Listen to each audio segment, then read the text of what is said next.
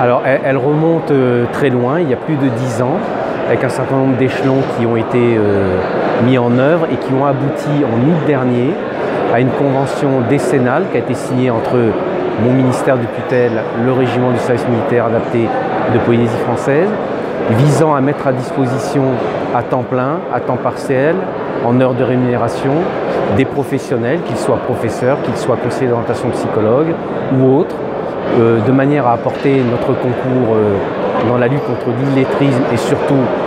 dans l'objectif de rendre les jeunes employables, voire de reprendre des études à l'issue de leur incorporation,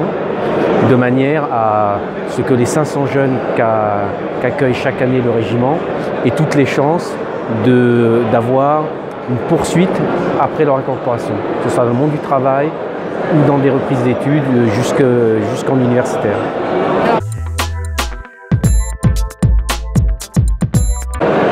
En général, ce qui remonte, c'est une satisfaction d'avoir retrouvé une estime de soi, car malheureusement, quand ils viennent au RSMA, on dit c'est l'école de la seconde chance, c'est quelquefois l'école de la dernière chance, et ils ont une très mauvaise opinion de leur personne. Donc nous essayons de les reconstruire en termes de l'estime de soi, en termes de la fierté qu'ils ont d'être polynésiens au sein de la République, et que quelles que soient les certifications qu'ils obtiendront ou le travail qu'ils pourront obtenir dans le monde de l'entreprise, ils auront réussi à franchir une étape.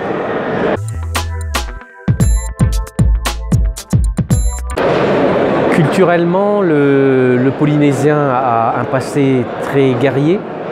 Le Polynésien est un guerrier pacifique, ce qui est assez paradoxal puisque le Polynésien est reconnu comme étant pacifique, souriant, accueillant et en même temps très attiré par l'uniforme, l'armée, les armées. Les Polynésiens sont réputés comme étant de très bons soldats. Preuve en est, dernièrement un bureau de recrutement de la Légion étrangère a ouvert à Tahiti. Et c'est un levier extrêmement intéressant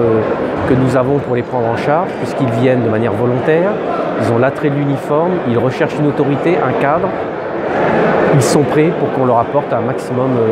d'apprentissage et de compétences professionnelles et en termes d'enseignement.